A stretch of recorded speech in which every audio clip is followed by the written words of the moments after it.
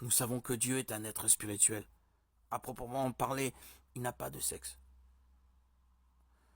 Cependant, Dieu a choisi de se révéler à l'humanité en utilisant des pronoms et une imagerie masculine. Dans la Bible, Dieu ne se désigne pas par des termes neutres, mais par des termes masculins.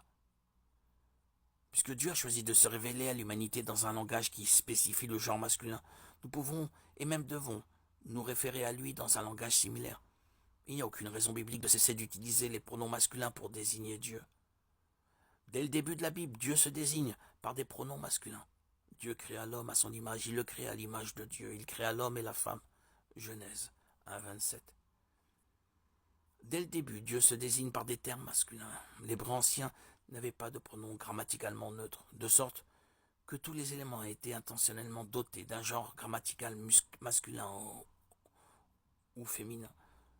Ce pronom était délibéré. Dans l'Ancien Testament, les pronoms se référant à Dieu sont grammaticalement masculins.